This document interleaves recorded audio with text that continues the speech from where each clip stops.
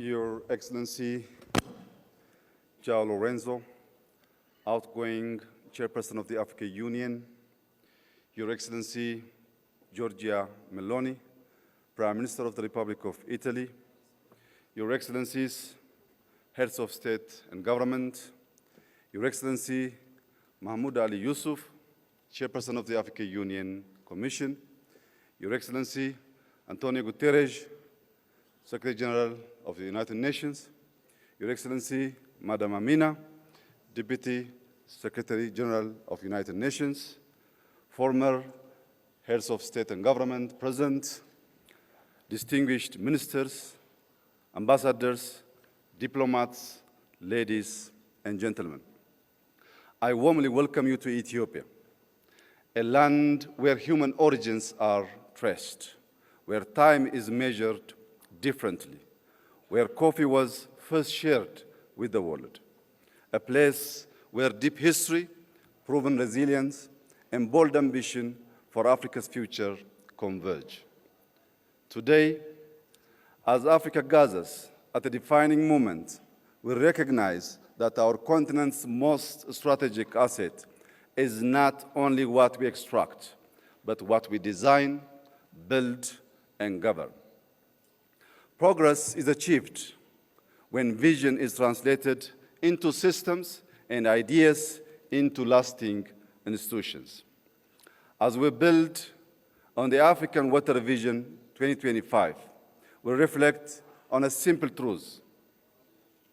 Water is more than a resource. It is a foundation of development, innovation, and stability. It shapes our cities, our farms, our health, and our peace. Here in Ethiopia, we have learned that responsible water management is central to guiding development wisely. The Grand Ethiopian Renaissance Dam now powers homes and industry, exports electricity to neighboring countries, and shows how African ingenuity can drive shared prosperity. Across Africa, rivers can become engines of stability when governed for shared benefit. On our land, targeted policy and innovation have enabled wheat self-sufficiency, and large-scale industrial investments are moving us from dependency to production. Excellencies, today, many African economies are among the fastest growing in the world. Projections show that Africa's growth will be on par, if not above, that of Asia. This is a rare convergence in modern economic history. In Ethiopia, we expect growth of 10.2% by the end of this year.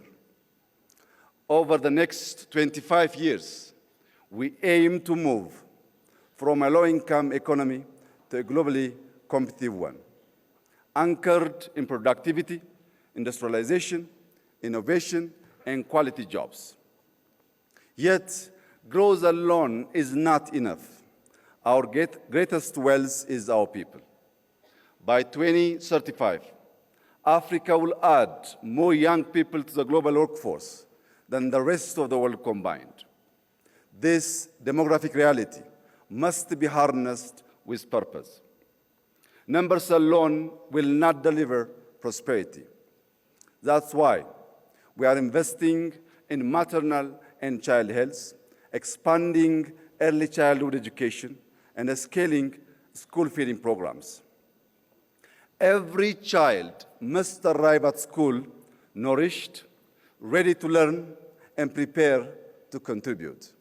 We also strongly believe development must include all. Across Ethiopia, urban and rural areas are being transformed, designed to be green, human-centered, and resilient. Excellencies, in Addis Ababa, riverside renewal has transformed degraded waterways into clean, vibrant public spaces, reducing flood risk, restoring dignity, and strengthening community life. As Africa's urban landscape expands rapidly, we must be intentional. The African city of the future is walkable, green, youth-centered, and grounded in dignity and belonging. In rural areas, modernization is enhancing livelihoods, connecting communities to markets. This integrated approach links development with climate stewardship. One expression of this is the Green Legacy Initiative. We have planted more than 48 billion trees, restoring ecosystems and building a living legacy for future generations. Yet, the global development pathway has come at immense environmental costs borne by communities far beyond those responsible. Therefore, climate action must be anchored in justice and equity, aligning finance, technology, and partnership to enable Africa to thrive. In this spirit, we hosted the second Africa Climate Summit, and we are preparing to host COP32, ensuring Africa speaks with one voice and presents solutions to the globe. This same principle of integration guides our technological transformation. Under Digital Ethiopia 2030, we're building digital public infrastructure that places citizens at the center of service delivery. By linking FIDA, our national digital ID, with payment systems and the massive data exchange, we enable secure access to services, seamless transactions, and responsible data sharing, fostering trust and driving our economy forward. In 2020, Ethiopia established Africa's first artificial intelligence institute.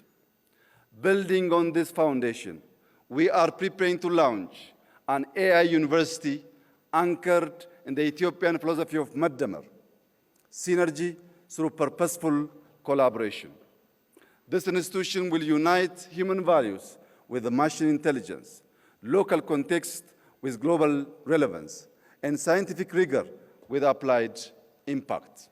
It will ensure technology drives growth and position Africa as a global contributor in the age of intelligence. Ethiopia is also continuing to invest in connectivity. Through Ethiopian Airlines, we connect people, link markets, and move goods. To sustain this momentum, we are building Africa's largest airport, a next-generation gateway that will anchor our continent in global value chain. Beyond aviation, Ethio Telecom is expanding across Africa, bridging the digital divide and linking our continent's future through strategic partnerships. Yet, connectivity must be complete. For a nation like Ethiopia, with over 130 million people, sustainable growth requires diversified access. Ensuring reliable access to the sea through peaceful cooperation is fundamental to our economic future and to long-term stability and prosperity in the Horn of Africa. Excellencies, we meet at a moment of profound global transition. In this era of uncertainty, Africa's strengths will lie in a union that is confident and united. As we approach the African Union Silver Jubilee, the moment marks a transition from foundational unity to functional sovereignty. Sovereignty means owning our narrative. Through initiatives like Pulse of Africa, we amplify African voices because development is never complete without our story. Africa can contribute stability, scale, and solutions to a changing world. But we must do more than respond to crisis. We must shape agendas, turning vision into action, and leading with purpose. Every river we manage, every city we design, and every digital platform we deploy must generate resilient opportunity and dignity. By 2063, Africa will be defined by what we secure, what we sustain, and what we share. Ladies and gentlemen, this is our moment, and this is our responsibility. To conclude, I extend my appreciation to our outgoing chairperson, President João Lorenzo, for his leadership and service to our union. I also warmly congratulate our new incoming chairperson and wish him success in guiding Africa forward. God bless Ethiopia. God bless Africa. I thank you.